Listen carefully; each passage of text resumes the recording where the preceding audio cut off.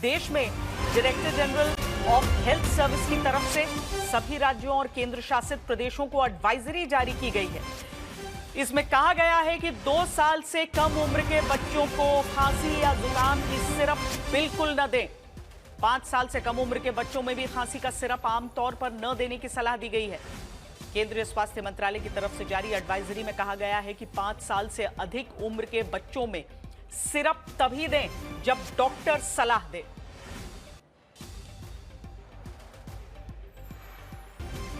यह एडवाइजरी आज इसीलिए जारी हुई क्योंकि देश के 2 राज्यों मध्य प्रदेश और राजस्थान में खांसी का कफ सिरप पीने के बाद 11 बच्चों की मौत का दावा हुआ। मैं कुछ नाम आपके सामने आज पढ़ती हूं। 5 साल का अदनान खान, 4 साल का उसैद, 18 महीने की श्रेया यादव, 1.25 साल की संध्या, 7 साल का दिव्यांश, 5 साल का हेतांश सोनी, 4 साल का विकास यदुवंशी, 5 साल की योगिता विश्वकर्मा, 2 साल का तीर्थराज, 5 साल का नित्यांश। मध्य प्रदेश और राजस्थान के ये वो बच्चे हैं जिनकी मुस्कान में उनके माता पिता अपनी खुशी पाते थे, लेकिन इन्हीं 11 बच्चों की जान चली गई। क्यों चली गई? क्योंकि बच्चों को खांसी थी। माता पिता राजस्थान में सरकारी स्वास्थ्य केंद्र से और मध्य प्रदेश के छिंदवाड़ा में डॉक्टर के कहने पर दुकान से जो 3 तरह के कफ सिरप लाकर पिलाए, आरोप है उसी कफ सिरप ने 1.5 साल से लेकर 7 साल तक के बच्चों की जान ले ली। 10 से ज्यादा बच्चों की जिंदगी पर खतरा मंडराने लगा। तो क्या कफ सिरप जिम्मेदार है या फिर वो स्वास्थ्य मंत्री, स्वास्थ्य मंत्रालय, दवाओं की जांच, मंजूरी का विभाग जिम्मेदार है जिन पर मौत बांटने वाली लापरवाही का आरोप है? जहां एक तरफ आम आदमी है जो भरोसा करके कफ सिरप लेकर आया, बच्चों को पिलाया और फिर उनके बच्चे कफ सिरप पीकर सोए तो फिर उठे ही नहीं, और दूसरी तरफ राजस्थान के स्वास्थ्य मंत्री गजेंद्र सिंह खींवसर जैसे नेता हैं जो अपनी जिम्मेदारी तक उठाने संभालने को तैयार नहीं, जिनसे सवाल पूछो तो ये बच्चों के माँ बाप को उनके बच्चों की जान का दुश्मन बताकर अपनी गर्दन बचाने लगते हैं। इसीलिए आज आपको ऐसे मंत्री, उनके विभाग और विभाग में जिम्मेदारी उठाने वाले अधिकारियों को खबरदार करना है जिन पर अपनी जवाबदेही ढंग से न उठाने का आरोप है, जिसकी कीमत बच्चों की जान से चुकानी पड़ रही है। जो दवाइयाँ जो जिन माताओं ने अपने बच्चों को दी है वो हमारे सरकारी अस्पताल के ना तो प्रिस्क्रिप्शन से थी ना उनके रिकमेंडेशन थी। अब कोई भी माँ या कोई भी माँ बाप या कोई भी पेरेंट्स कहीं से दवाई लेके कोई अनप्रिस्क्राइब जाके दे देंगे और उससे ऐसा हादसा हो जाए, इसमें डिपार्टमेंट का कोई रोल नहीं है। इसका ये हमारे डिपार्टमेंट के दायरे से बाहर है। गजेंद्र सिंह खींवसर, राजस्थान के चिकित्सा मंत्री, काश अपने राज्य में मुफ्त सरकारी कफ सिरप पीकर होती, बच्चों की मौत के दावे के बाद अपने गढ़ से निकलकर बाहर आते। निकलते उस चारदीवारी से बाहर जिसके भीतर बैठकर आसान है ये कह देना कि बच्चों की कफ सिरप से मौत का दावा इनके विभाग के दायरे से बाहर। कोई अनप्रिस्क्राइब जाके दे देंगे और उससे ऐसा हादसा हो जाए, इसमें डिपार्टमेंट का कोई रोल नहीं है। ये हमारे डिपार्टमेंट के दायरे से बाहर है। एक झटके में राजस्थान के स्वास्थ्य मंत्री ने भरतपुर में 2 साल के तीर्थराज की बिलखती मां और अपने जिगर के टुकड़े को खोने वाले पिता को ही बच्चे की मौत का जिम्मेदार ठहरा दिया। एक झटके में ही राजस्थान के स्वास्थ्य मंत्री ने अपनी जिम्मेदारी से पल्ला झाड़कर सीकर के 5 साल के नित्यांश के टूट चुके परिवार को ही नित्यांश की जान लेने का कसूरवार बता दिया। क्या राजस्थान के स्वास्थ्य मंत्री गजेंद्र सिंह खींवसर, राजस्थान के स्वास्थ्य निदेशक रवि प्रकाश और राजस्थान के ड्रग कंट्रोलर राजा राम एक दागी दवा कंपनी को बचाने के लिए बच्चों की जान से खिलवाड़ होने दे रहे हैं? लेकिन आप ड्रग कंट्रोलर हैं, जब कंपनियां जब साल्ट ब्लैक लिस्टेड है तो कंपनी ब्लैक लिस्टेड क्यों नहीं हो रही है? सर मैं कमिश्नर अधिकृत नहीं हूँ सर। आप ड्रग कंट्रोलर हैं, आपके अंदर है कि ब्लैक लिस्ट होगी नहीं होगी, साल्ट ब्लैक लिस्ट हो करके कंपनियों को क्यों छोड़ रहे हैं आप? सर मैं अभी कुछ भी कहने के लिए अधिकृत नहीं हूँ। राजस्थान का पूरा स्वास्थ्य महकमा, दीवार कहिए या चक्रव्यूह कहिए, बनकर इस कफ सिरप के इर्द गिर्द खड़ा है, जिस सिरप का नाम है डेक्स्ट्रोमेथोर्फन हाइड्रोब्रोमाइड। इस सिरप पर देखिए क्या लिखा है, मुफ्त बांटने के लिए राजस्थान सरकार, सप्लाई नॉट फॉर सेल। यानी ये कफ सिरप राजस्थान सरकार मुफ्त में बांट रही है, जिसे केसंस फार्मा नाम की कंपनी बनाकर राजस्थान सरकार को दे रही थी। अब देखिए, तारीख थी 23 सितंबर।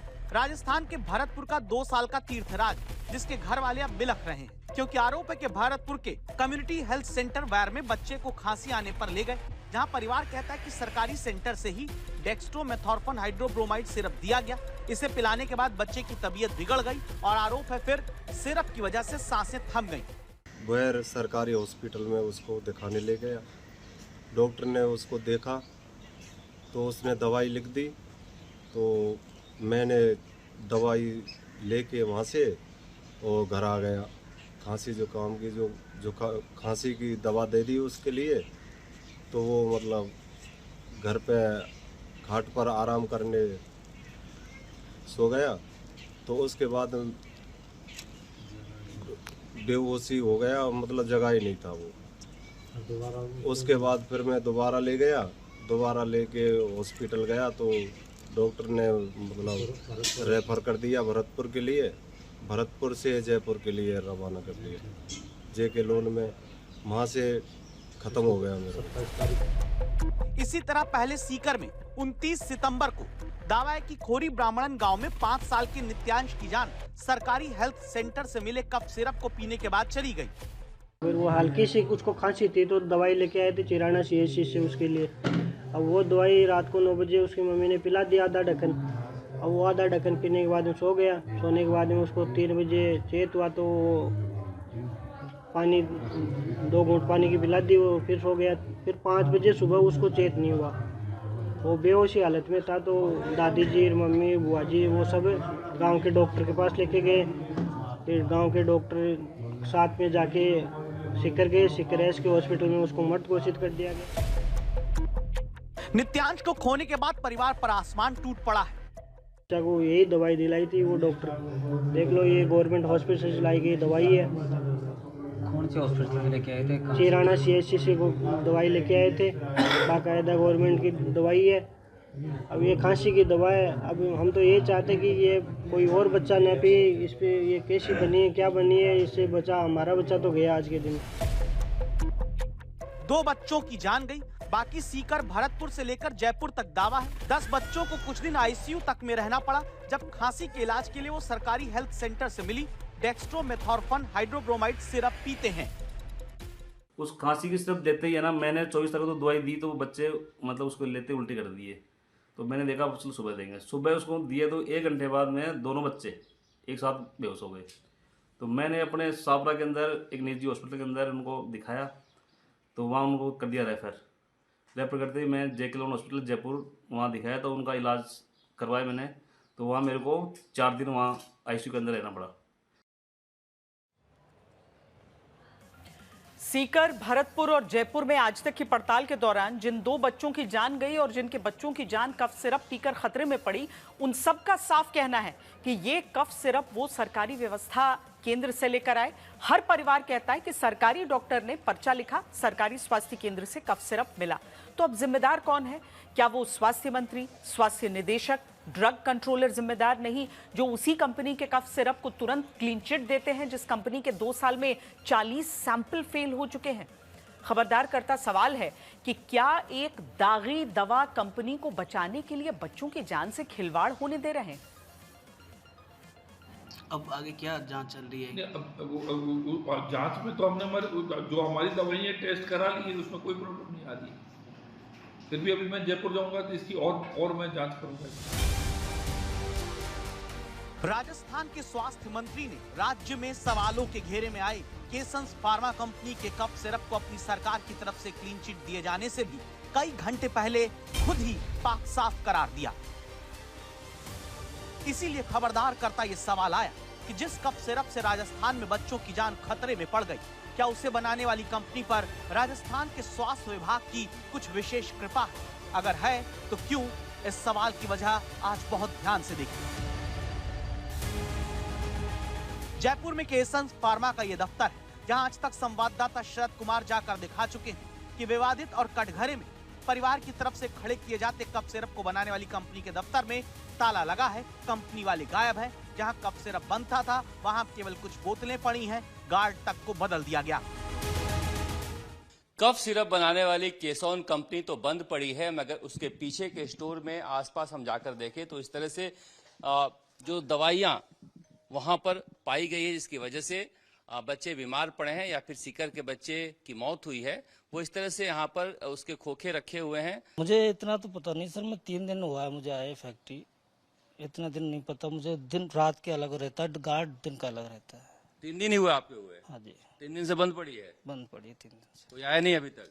अभी तक कोई नहीं आया। जिसके विवादित सिरप को सरकारी स्वास्थ्य विभाग क्लीन चिट देता है, वो क्लीन चिट ही इसीलिए शंका पैदा करती है क्योंकि केसंस पर राजस्थान में सरकारी मेहरबानी का पुराना इतिहास रहा है।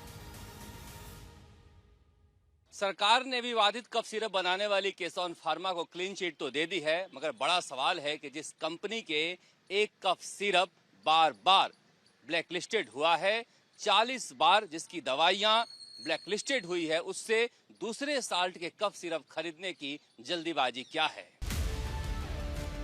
केसंस फार्मा जिसके कफ सिरप को 2 बच्चों की मौत के बाद उठे सवाल में क्लीन चिट अब फिर से दी गई, इसका इतिहास सुनिए। जिस कफ सिरप से बच्चों की मौत और बीमार होने का दावा है, उस कंपनी केसंस के 2 साल में 40 सैंपल फेल हो चुके हैं। 2020 में भीलवाड़ा में इसी कंपनी का एक दूसरा कफ सिरप का सैंपल फेल हुआ था। उसके बाद सीकर में 4, भरतपुर में 2, अजमेर में 7, उदयपुर में 17, जयपुर और बांसवाड़ा में 2-2 और जोधपुर में भी एक सैंपल इस कंपनी का फेल हुआ। लेकिन फिर भी केसंस के पास न जाने कौन सी जादू की छड़ी है कि बार बार अलग अलग दवा से लेकर कफ सिरप तक का सैंपल फेल होने के बावजूद भी कंपनी पर कुछ नहीं होता, बल्कि ये फिर नए नाम से दवा बनाकर राजस्थान की मुफ्त सरकारी दवा योजना में शामिल हो जाती है।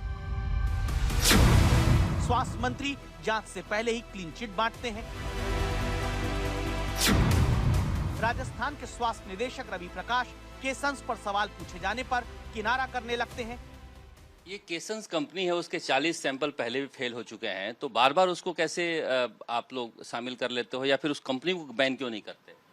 इसके लिए हमारे अलग से डिपार्टमेंट है, राजस्थान मेडिकल सर्विस RMCL जो है, जो दवाइयों का प्रोक्योरमेंट करता है, वही आपको बता पाएंगे कि उनके दवा के द्वारा प्रोक्योरमेंट किस नियमों के अंतर्गत किया जाता है। नहीं, बैन करने का कोई नियम नहीं है, वही इसके लिए अधिकृत है, वही बता पाएंगे कि दवाओं के जो है ना किस पे बैन करना है, किस पे नहीं करना है, उसके लिए वो अधिकृत है। तो फिर आप क्या जांच कर रहे थे? मेरे अधिकार क्षेत्र में नहीं है दवाओं पे बैन करने का। राजस्थान के ड्रग कंट्रोलर राजाराम शर्मा कहते हैं, मैं कुछ बोल नहीं सकता। आप ड्रग कंट्रोलर हैं, आपके अंदर है कि ब्लैकलिस्ट होगी नहीं होगी, साल्ट ब्लैकलिस्ट हो करके कंपनियों को क्यों छोड़ रहे हैं आप? सर मैं अभी कुछ भी कहने के लिए अधिकृत नहीं हूँ। कितने कंपनियों पर कार्रवाई की गई है? सर मैं अभी किसी भी तरह के आपको कमेंट्स टिप्पणी देने के लिए अधिकृत नहीं हूँ। मेरा ये निवेदन है आपसे। इतने सारे जो साल्ट हैं वो अमानक घोषित किए जाते हैं, फिर भी ब्लैकलिस्ट नहीं हो रहे हैं। सर मैं अधिकृत नहीं को टिप्पणी देने के लिए, क्योंकि ड्रग कंट्रोलर हैं, आपको फैक्ट्री चेक करने जाना होता है। जी, मैं अधिकृत नहीं को टिप्पणी करने के लिए। आपने कोई चेक करवाया? मैं टिप्पणी देने की। आपने कोई चेक करवाया? आपने उस कंपनी पर रेशंस का चेक करवाया? सर मेरा ऐसा है कि सारी जो चीज़ें देने के लिए मैं अधिकृत ही नहीं हूँ। आपने कोई नियम बनाया है कि एक साल्ट नहीं भी रहे तो वो दवाई मान्य होगी? सर मैं किसी भी प्रकार की टिप्पणी देने के लिए अधिकृत नहीं हूँ, आपसे निवेदन है मेरा। सर आप इस बात। ड्रग कंट्रोलर हैं यहाँ जयपुर में हेड ऑफिस में राजाराम शर्मा, जिनके ऊपर सारी जिम्मेदारी है राजस्थान में किस तरह से दवाइयाँ नकली है, असली है, अमानक है, मानक है, लेकिन ये कुछ भी कहने के लिए तैयार नहीं है। ये स्थिति है राजस्थान के स्वास्थ्य महकमे का। दावा है किसी रहस्यमयी चुप्पी के दम पर राजस्थान के हेल्थ डिपार्टमेंट के भीतर एक दागी कंपनी ने अपना जाल फैला रखा है, जिसमें सैंपल फेल होने के बाद भी कंपनी की बनी दवाएं पास हो जाती हैं। भले बच्चों के घर वाले कहते रहे कि जान इसी कफ सिरप को पीने के बाद गई, लेकिन न स्वास्थ्य मंत्री राजस्थान के मानते हैं न उनका विभाग। शरद कुमार, जयपुर, आज तक। डेक्स्ट्रोमेथोर्फिन हाइड्रोब्रोमाइड सिरप के बारे में कहा जाता है कि ये खांसी कम करने वाली दवा है जो मुख्य रूप से सूखी खांसी में दी जाती है। ये दवा मस्तिष्क में खांसी पैदा करने वाले संकेतों को रोककर काम करती है, मरीज को राहत मिलती है। लेकिन बड़े डॉक्टर, मेडिकल एक्सपर्ट्स लगातार कहते आए हैं कि खांसी को रोकने वाली यह दवा हमेशा डॉक्टर की सलाह के अनुसार ही लेना चाहिए। छोटे बच्चों में विशेष सावधानी जरूरी है। 2 साल से कम उम्र के बच्चों को यह दवा बिल्कुल नहीं दी जानी चाहिए और 4 साल के ऊपर के बच्चों को भी सटीक खुराक डॉक्टर के निर्देश पर ही देना चाहिए। एक हकीकत यह भी है कि मुफ्त सरकारी दवा वाली योजना में ही राजस्थान में 1 जनवरी 2019 से अब तक 915 दवाइयों के सैंपल फेल हो चुके हैं और तब आज बार बार राजस्थान के स्वास्थ्य मंत्री, हेल्थ डायरेक्टर, ड्रग कंट्रोलर का नाम लेकर अगर हम खबरदार कर रहे हैं तो इसकी वजह है 2021 में देश के स्वास्थ्य विभाग ने यह एडवाइजरी जारी की थी कि डेक्स्ट्रोमेथॉर्फिन हाइड्रोब्रोमाइड सिरप को 4 साल से कम उम्र के बच्चों को नहीं दिया जाना है, लेकिन राजस्थान के सरकारी स्वास्थ्य केंद्र से ये बच्चों को दी जाती रही। इसीलिए कह रहे हैं कि स्वास्थ्य विभाग राजस्थान का जिम्मेदार है। दूसरी बात, जिस कंपनी की दवा के 40 सैंपल 2 साल में अलग अलग बार फेल पाए गए, अगर वो कंपनी अब भी राजस्थान में मुख्यमंत्री मुफ्त दवा योजना में अपनी दवा भेजने में पास हो रही है तो जांच की जाए कि आखिर सप्लाई का टेंडर बार बार फेल होने पर दोबारा कैसे मिल जाता है। तीसरी बात, सरकार ने एक जगह पर डॉक्टर और फार्मासिस्ट को जिम्मेदार ठहरा दिया इस दावे के साथ कि फार्मासिस्ट ने कैसे दवा दे दी, लेकिन यही स्वास्थ्य विभाग ये सच छिपा लेता है कि राजस्थान में फार्मासिस्ट के 11,516 पद खाली। देश में कोई निजी दवाई की दुकान खोलना चाहे तो सरकार बिना फार्मासिस्ट लाइसेंस के दुकान नहीं खोलने देती, लेकिन सरकार के दवा स्टोर्स पर फार्मासिस्ट है ही नहीं और वो दवा हेल्थ विभाग आंख पर पट्टी बांधकर बंटवा दे रहा है, जिससे मौत और बीमारी का दावा परिजन करते हैं। कफ सिरप से मौत के दावे पर जिम्मेदार कौन है? सरकारी स्वास्थ्य विभाग, माता पिता या फिर डॉक्टर फार्मासिस्ट? सवाल इसलिए क्योंकि राजस्थान में सरकार ने कफ सिरप को क्लीन चिट दे दी, माता पिता को स्वास्थ्य मंत्री ने कटघरे में खड़ा कर दिया और सीकर में एक डॉक्टर फार्मासिस्ट को निलंबित कर दिया। आज तक ने इसीलिए खबरदार करती इन्वेस्टिगेशन शुरू की, जिसमें पता चलता है कि ज्यादातर जगहों पर सरकारी डॉक्टरों ने एंटी कोल्ड सिरप पर्चे पर तब लिख कर दे दिया जब बच्चों को लेकर माता पिता खांसी की दवा लेने पहुंचे। वहां पर सरकारी स्वास्थ्य केंद्र पर मौजूद कर्मचारियों ने एंटी कोल्ड सिरप के नाम पर फिर से डेक्स्ट्रोमेथॉर्फिन हाइड्रोब्रोमाइड सिरप ही बच्चों के माता पिता को दे दिया, जबकि 4 साल पुरानी गाइडलाइन है कि 4 साल से कम उम्र के बच्चों को ये सिरप नहीं दिया जा सकता। हमने आपको पर्ची दिखाई, उसमें एंटी कोल्ड कफ सिरप लिखा हुआ है, तो उसमें तो वो दे सकता है दवा। एंटी कोल्ड सिरप में एंटी कोल्ड सिरप आती है, वही सप्लाई में दी जाती है और वही जो है रोगी को जो है। साल्ट क्यों नहीं लिखते डॉक्टर? ब्रांड ट्रेडिशनल जो है, जो अपना जो जेनरिक नेम है वही लिखा जाता है। साल्ट में मल्टीपल साल्ट होते हैं तो चिकित्सक के लिए थोड़ा सा दिक्कत होती है कि अगर एक दवाई में 4 प्रकार के साल्ट है तो 4 प्रकार के उसको साल्ट लिखने पड़ेंगे। तो आपके यहाँ जीएनएम लगे हुए हैं, वो तो कोई भी एंटी कोल्ड सिरप दे देंगे? नहीं, जो उनको बाकायदा प्रशिक्षण दिया जाता है, प्रशिक्षण के उपरांत ही जो है ना, जो उनको बताया गया है कि आपको चिकित्सक की जो दवा लिखी गई है वही दवाई उनको दी जानी।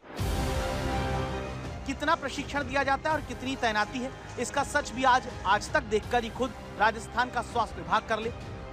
जहां शरद कुमार सबसे पहले राजधानी जयपुर के सिविल लाइंस के खातीपुरा पीएचसी पहुंचे, यहां नर्स बैठकर दवाई देती मिली, फार्मासिस्ट है नहीं, डॉक्टर छुट्टी पर है, पर्ची बनाने वाला बीकॉम पास है।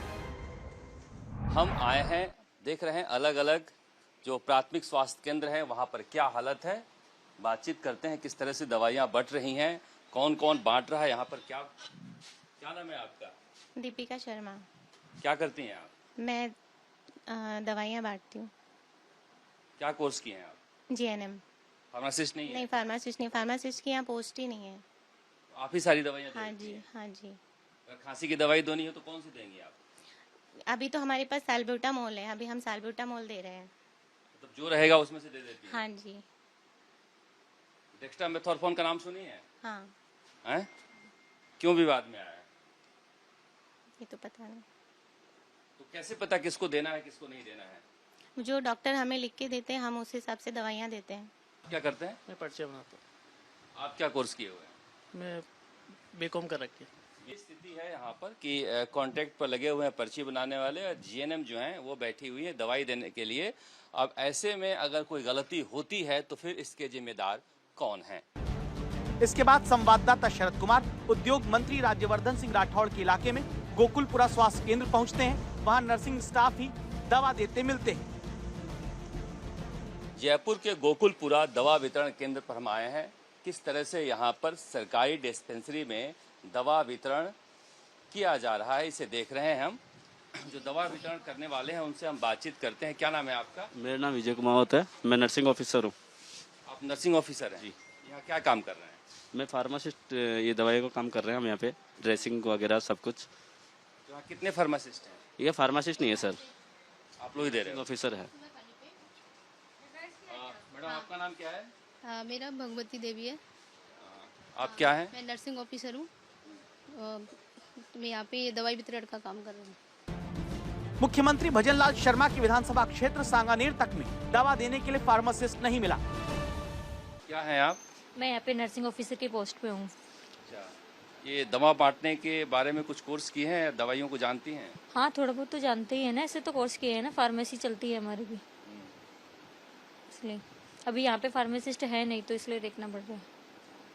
खांसी की भी कौन सी दवा है जिसके लिए विवाद हुआ है, अब बंद किया? डेक्स्ट्रामेथासोन। वो आप लोग दे रही हैं? नहीं, पहले दे रहे थे? हाँ पहले दे रहे थे। किसको दे रहे थे? 12 साल से ऊपर के बच्चों को। देख सकते हैं कि जो जीएनएम लगाए गए हैं उन्हीं जीएमओ के जरिए वहाँ पर दवाइयाँ बांटी जा रही है। और इनका कहना है कि अब चूँकि सरकार ने ये आदेश जारी किया है कि डेक्स्ट्रामेथासोन नहीं बांटा जाए तो हमने हटा दिया है। पर ये स्थिति है हर पीएससी सीएससी पर जहाँ पर कोई भी फार्मासिस्ट नहीं है, डॉक्टर दवाई लिख कर देते हैं, वो अपने हिसाब से देखकर उन दवाइयों को देते हैं। तो फिर बताइए अब जिम्मेदार कौन हुआ? जहां विवादित कफ सिरप बनाने वाली कंपनी पर स्वास्थ्य विभाग की कृपा है, सरकारी हेल्थ सेंटर पर फार्मासिस्ट है नहीं, वहां जनता की जान भगवान भरोसे छोड़ने वाले स्वास्थ्य मंत्री, स्वास्थ्य निदेशक, ड्रग कंट्रोलर पर एक्शन नहीं होता है, तो फिर सरकार ये साफ कर दे कि जनता अपनी जान की रक्षा खुद करे, सरकार भरोसे ना बैठे। अब चिंता पैदा करती मध्य प्रदेश के छिंदवाड़ा की खबर, जहां 26 दिन में 9 बच्चों की जान चली गई। सवाल 2 कंपनी के कफ सिरप पर उठा। आशंका ये तक जता दी गई कि इसमें कहीं डायथिलीन ग्लाइकोल यानी DEG या एथिलीन ग्लाइकोल यानी EG तो नहीं मिला दिया गया। आसान भाषा में DEG और EG ऐसे रसायन हैं जो कारों के कूलेंट में डाले जाते हैं, लेकिन केंद्र से लेकर प्रदेश तक की जांच रिपोर्ट में यह आशंका गलत साबित हुई। पर यह सवाल का जवाब नहीं आ पाया कि फिर 9 बच्चों की मौत कैसे हुई। मध्य प्रदेश के छिंदवाड़ा की गलियों में इस वक्त एक अजीब सा खौफ है। वजह एक कफ सिरप है जिसका नाम कोल्ड्रिप और नेक्स्ट्रॉस DS है, जिसके पीने से पहले दावा हुआ कि छिंदवाड़ा में 26 दिन के भीतर 9 बच्चों की जान गई। कल की जो हमारी एक बच्ची की डेथ हुई है उसको मिला के अभी तक हमारी टोटल 9 डेथ्स हो चुकी हैं। इसमें हमने प्रोटोकॉल ये बनाया है कि 2 दिन से ऊपर जैसे कोई बच्चा बीमार रहता है उससे हम सीधे सिविल अस्पताल लेकर आते हैं, वहाँ 6 घंटे की मॉनिटरिंग में रखते हैं। वहाँ से अगर केस बिगड़ने की गुंजाइश होती है तो जिला अस्पताल भेजते हैं, ठीक हो जाता है बच्चा तो घर भेजते हैं। और शक हुआ क्या इलाके में पानी गड़बड़ है या फिर सिरप? प्रशासन ने कहा पानी हवा सब ठीक है। फिर सवाल उठा क्या कफ सिरप पीने से बच्चों की जान जा रही है? डायलिसिस करना पड़ेगा बच्चे का, यूरिन नहीं हो रही, हाथ पैर में सूजन आ रही, तो उन्होंने डायलिसिस किए, 3 डायलिसिस किए, तो उसके बाद भी उसको आराम नहीं लगा, होश में नहीं आया बच्चा। उसके बाद ब्रेन में सूजन चढ़ गई तो ब्रेन डेड हो गया 13 तारीख को। जो चेकअप टीम बता रही है कि भाई ये दवाई का कारण हो सकता है, अगर हुआ तो फिर वो दवाई का ही चेकअप के तौर पे बताएंगे ना वो।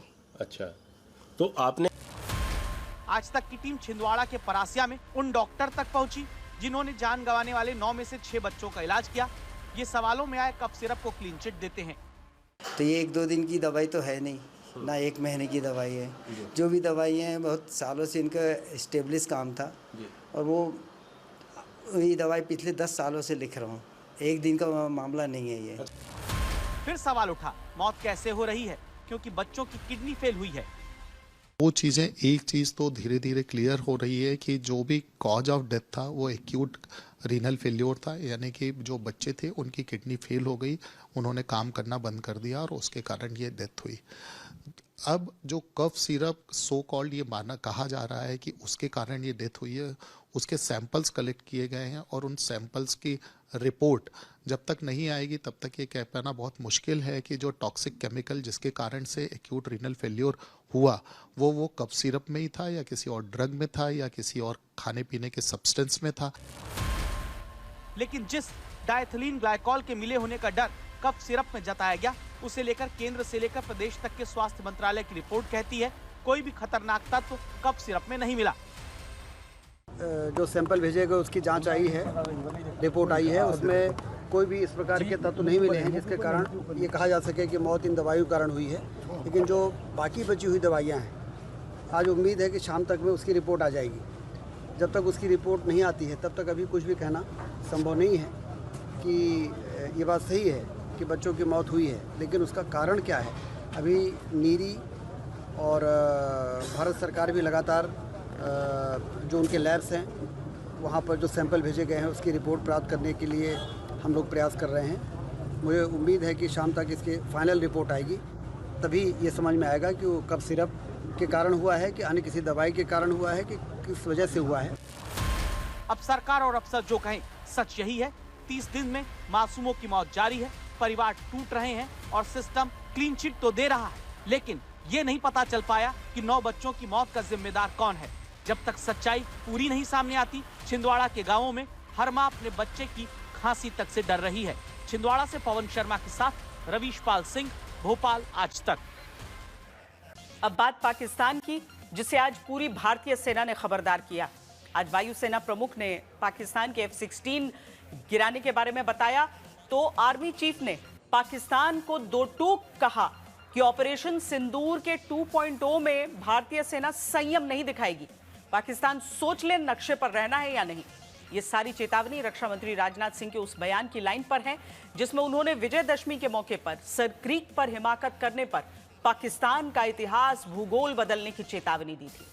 लेकिन सवाल यह है कि पाकिस्तान की नजर सर क्रीक पर क्यों है और उससे जुड़ा विवाद क्या है। प्रधानमंत्री जी, आपके लिए जमीन का टुकड़ा हो सकता है, हमारे लिए वो हमारे शरीर का अंग है और हम हमारे शरीर के अंग को कटने नहीं देंगे। 13 साल पहले प्रधानमंत्री नरेंद्र मोदी ने गुजरात के मुख्यमंत्री के पद पर रहते हुए सर क्रीक को जिगर का टुकड़ा बताया था। सवाल ये कि जिस सर क्रीक को लेकर नरेंद्र मोदी ने तब की यूपीए सरकार को कटघरे में खड़ा किया, उस सर क्रीक के लिए रक्षा मंत्री राजनाथ सिंह अचानक पाकिस्तान को खबरदार क्यों कर रहे हैं। अगर सर क्रीक इलाके में पाकिस्तान की ओर से कोई भी हिमाकत की गई तो उसे ऐसा करारा जवाब मिलेगा कि इतिहास और भूगोल दोनों बदल जाएंगे। मेरे साथियों, भारत और पाकिस्तान के बीच एक ऐसा विवादित इलाका है जिसके बारे में कम लोग ही जानते हैं, नाम सर क्रीक। आजादी के 78 साल बीत जाने के बावजूद सर क्रीक इलाके में सीमा को लेकर एक विवाद खड़ा किया जाता है। भारत ने कई बार बातचीत के रास्ते इसका समाधान करने का प्रयास किया है, मगर पाकिस्तान की नीयत में खोट है, उसकी नीयत साफ नहीं है।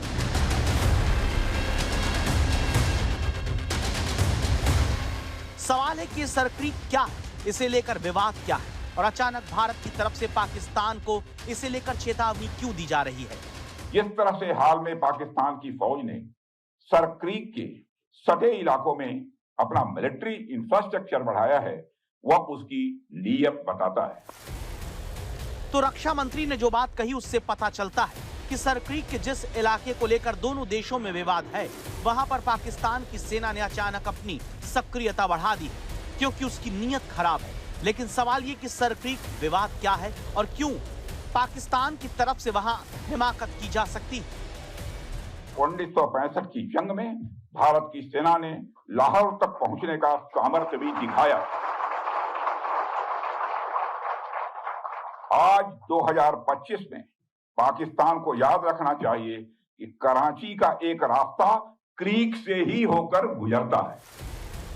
क्रीक का मतलब समुद्र की सकरी खाड़ी होता है और सर क्रीक एक ऐसी ही 96 किलोमीटर लंबी सकरी खाड़ी है जो गुजरात के कच्छ और पाकिस्तान के सिंध के बीच में पड़ती है, जिस पर भारत और पाकिस्तान के बीच विवाद है, अपने अपने पक्ष है। अंग्रेजों के शासन में ये पूरा इलाका ब्रिटिश सरकार का हिस्सा था। 1947 के बाद सिंध पाकिस्तान का हिस्सा बन गया और कच्छ भारत का। पाकिस्तान बंटवारे के बावजूद 1914 के समझौते के तहत सर क्रीक पर दावा जताता है, वहीं भारत इसे नहीं मानता। इसलिए सर क्रीक को लेकर विवाद है। जबकि अंतर्राष्ट्रीय नियम के मुताबिक भारत का दावा ज्यादा पुख्ता है, जो कहता है कि कोई भी ऐसा पानी का हिस्सा जहां नाव चल सकती हो और उसके दो किनारे अलग अलग देशों में हो, तो किनारे से पानी के बीच तक की जमीन एक देश की होती है, वहां से अगले किनारे तक दूसरे देश की। लेकिन पाकिस्तान इस बात को नहीं मानता। पाकिस्तान कहता है कि भारत का हिस्सा किनारे तक ही है, भारत के बॉर्डर से ही उसका हिस्सा शुरू हो जाता है। पानी वाला हिस्सा पाकिस्तान अपना कहता है। बताने की जरूरत नहीं है कि अगर ये सर क्रीक की जमीन पाकिस्तान के पास चली गई तो हिंदुस्तान के लिए कितना बड़ा खतरा होगा। अगर ये सर क्रीक की जमीन पाकिस्तान के पास जाती है तो गुजरात किसी भी हालत में सलामत नहीं रह सकता है। और जिस प्रकार से आतंकवादी आसानी से मुंबई में घुस सके थे, ये सर क्रीक जाने के बाद किसी भी गांव गली मोहल्ले में पाकिस्तान के आतंकवादी घुस सकते हैं, पाकिस्तान की सेना घुस सकती है और 1600 किलोमीटर का समुद्र किनारा, इसको बचाने की दिल्ली सरकार के पास कोई ताकत नहीं है। अब सवाल है कि पाकिस्तान सर क्रीक को लेकर दावा किस तर्क के आधार पर करता है। तो इसकी वजह ये कि सर क्रीक में गर्मियों के कुछ दिनों में पानी ज्वार भाटा की वजह से समुद्र में चला जाता है। सर क्रीक में पानी का स्तर इतना कम हो जाता है कि पानी की नाव नहीं चल सकती। गर्मियों में यहाँ दलदल बन जाता है। क्योंकि वो दलदल हो जाता है, उससे बॉर्डर बीच से नहीं बनेगा बल्कि भारत के किनारे से बनेगा। अब सवाल ये कि अगर वो दलदल भी हो जाता है तो वो बॉर्डर भारत के किनारे से क्यों बनेगा, पाकिस्तान के किनारे से क्यों नहीं? तो उसकी दूसरी वजह पाकिस्तान ये दलील देता है कि ऐसा अंग्रेजों के जमाने में तय हो गया था, लेकिन पाकिस्तान की ये दलील भी गलत है। सिंध के राजा महाराजा और कच्छ के राजा महाराजा के बीच में एक समझौता हुआ था, एक संधि हुई थी और उस संधि के अंदर तय हुआ था कि ये जो 9000 स्क्वायर किलोमीटर का सर क्रीक का इलाका है, उसमें से 10% जगह सिंध के पास रहेगी और 90% जगह कच्छ के महाराजाओं के पास रहेगी। दरअसल साल 1914 में ब्रिटिश सरकार ने सर क्रीक को लेकर एक दस्तावेज जारी किया। कच्छ और सिंध में बॉर्डर बनाया। समझौता हुआ कि सर क्रीक में बॉर्डर पानी के बीच से निकलेगा, लेकिन इस दस्तावेज के नक्शे में एक लाइन वहां बना दी जहां कच्छ की तरफ किनारा है।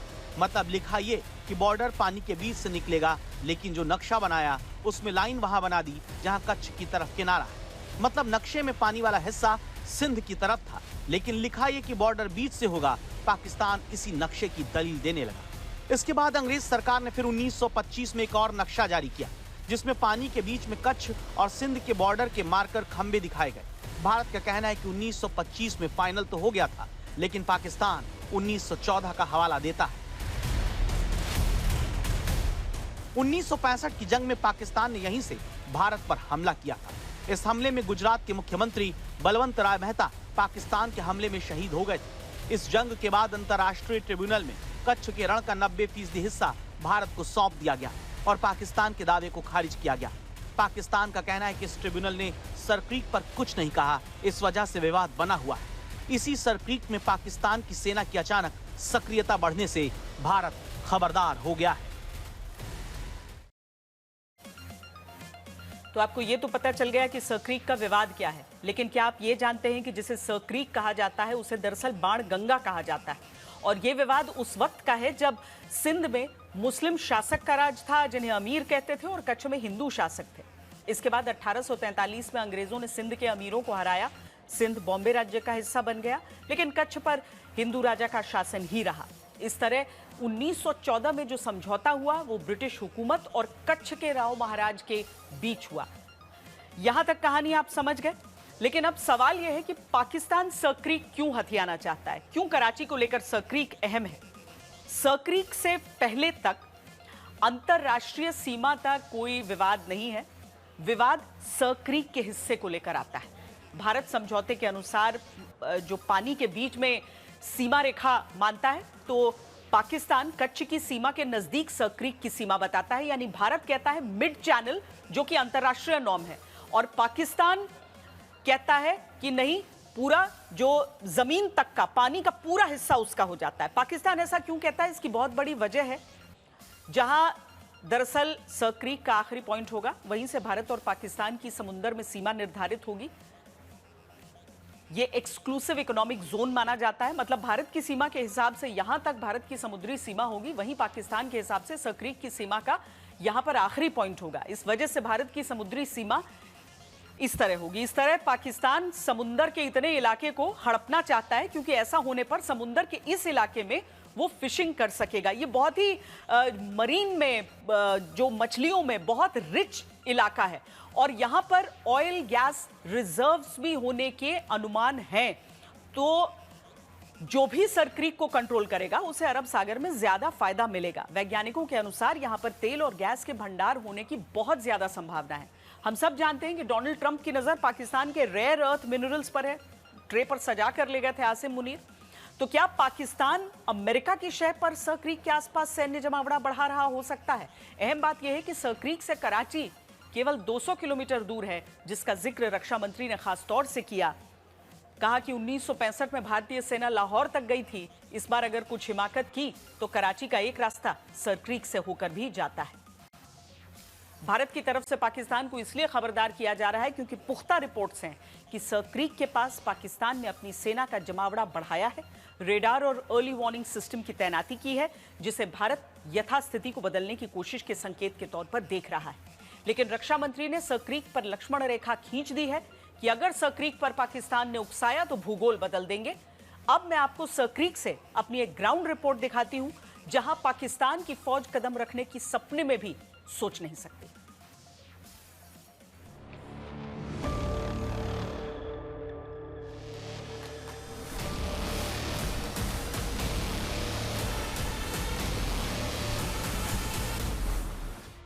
दोनों देशों के बीच इसमें अपने चैनल का इंटरनेशनल बाउंड्री को लेकर डिस्प्यूट सेटल्ड नहीं हो पाया है।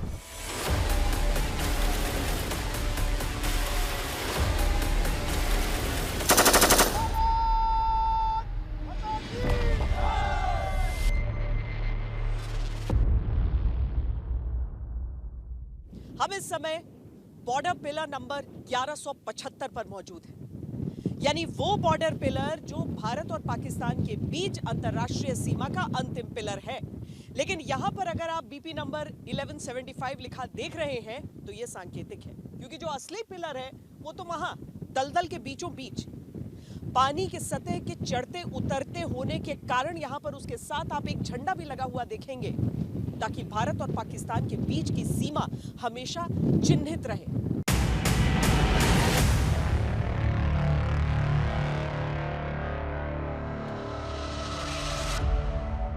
ये भारत के सबसे चुनौतीपूर्ण सरहदों में से एक है।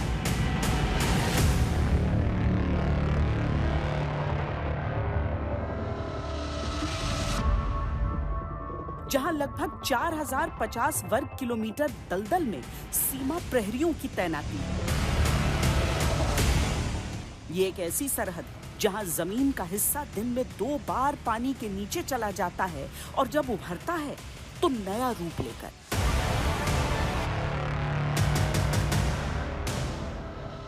आज हम आपको भारत और पाकिस्तान के बीच बेहद खतरनाक माने जाने वाले सक्रीक बॉर्डर पर लिए चलेंगे, जहां बॉर्डर सिक्योरिटी फोर्स का पहरा है। ये बॉर्डर खतरनाक इसीलिए है क्योंकि पांव के नीचे जमीन की कोई गारंटी नहीं, कहां धरती ठोस है और कहां अचानक आपको निगलने को आतुर, पता नहीं चलता।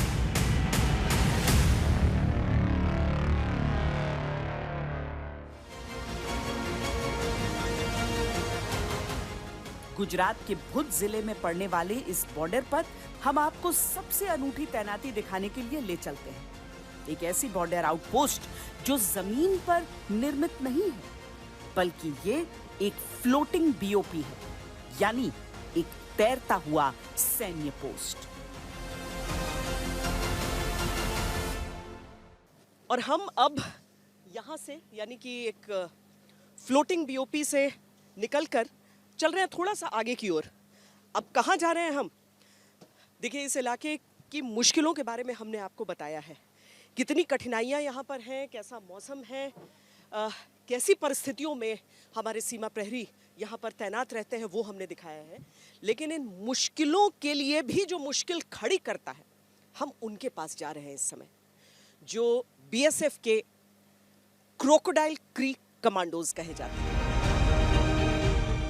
सैनिकों की इस पेट्रोलिंग ड्यूटी को देखने के लिए हम भी एक पेट्रोल बोट पर सवार होकर क्रीक क्षेत्र की तरफ बढ़ चले। सर क्रीक भारत और पाकिस्तान के बीच विवादित पानी की एक 96 किलोमीटर लंबी पट्टी है जो भारत के गुजरात और पाकिस्तान के सिंध के बीच स्थित है। सर क्रीक का पूरा इलाका पानी के कटाव के कारण बना है।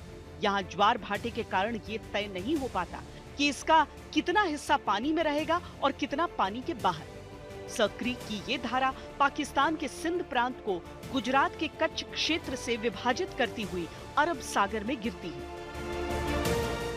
सर क्रीक ही वो इलाका है जिसको बाणगंगा कहा जाता है। यस, सर क्रीक ही है जिसको पहले बाणगंगा के नाम से जाना जाता था।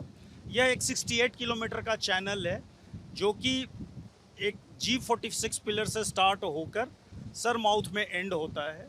दोनों देशों के बीच इसमें अपने चैनल का इंटरनेशनल बाउंड्री को लेकर डिस्प्यूट सेटल नहीं हो पाया है।